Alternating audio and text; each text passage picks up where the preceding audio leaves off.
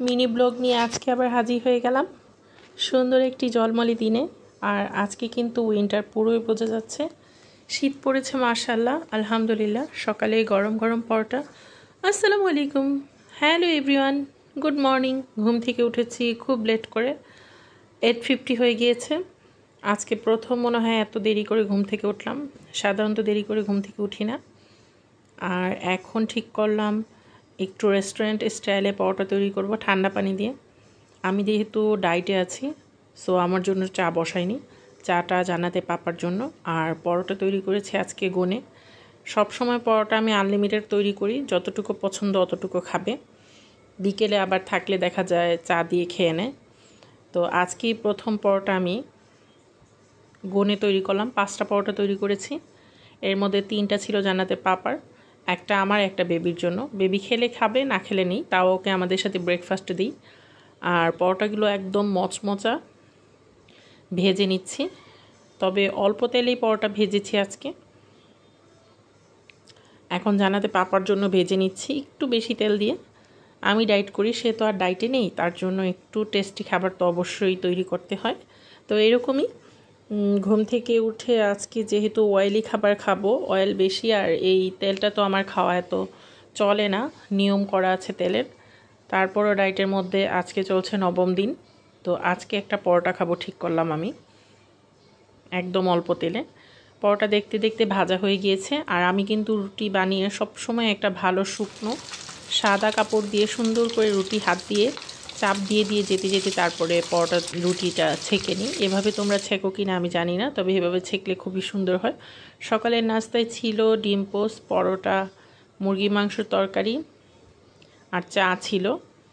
যেহেতু আমি ডায়েটে আছি তাই দুধ চা আমি খাচ্ছি না, দুধ চা কিন্তু প্রচুর এফেক্ট পড়ে ডায়েট করলে। আর এখন আমি একটা সিমের ভর্তা করছি, এটা আমার খুবই ভালো লাগে। রসুন দিয়ে সিমটাকে অল্প পানি দিয়ে সিদ্ধ বসিয়েছি। সিমটা সিদ্ধ হয়ে যাওয়ার পর সরিষার তেলের মধ্যে এই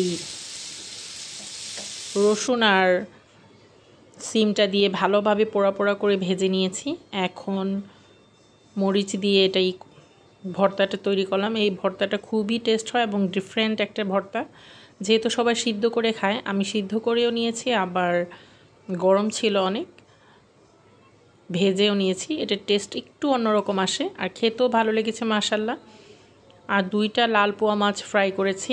পোয়া মাছ নাকি প্রচুর ক্যালসিয়াম, তার জন্য জান্নাতের পাপার জন্য পোয়া মাছ ফ্রাই করেছি।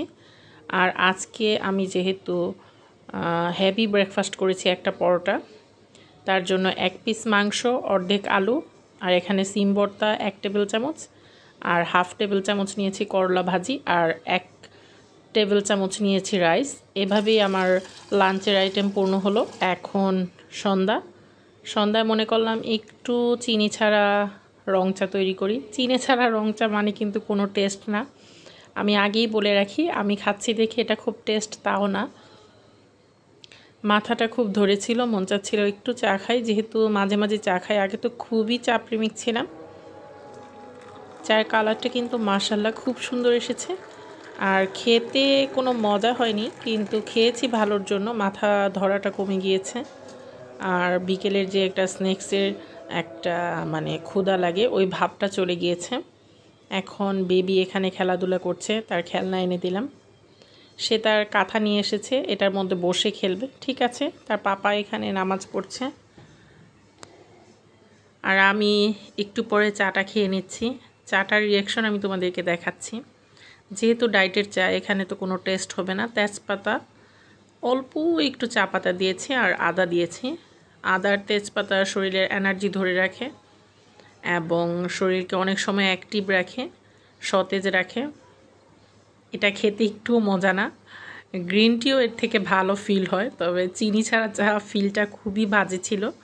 তারপরে খেয়েছি, 2 কাপ করেছি, 1 কাপ খেয়েছি, আর 1 কাপ রাতে খাবো, কারণ শীতের রাতটা কিন্তু লং থাকে, তখন খুব ক্ষুধা লেগে যায় এর জন্য। আর সে খুব দুষ্টামি করছে আমার সাথে। এই দেখো বেবির অবস্থা, ফ্রিজ ধরে ঝুলে আছে, এখান থেকে চকলেট চাচ্ছে আমার কাছে আর ওর পাপার কাছে।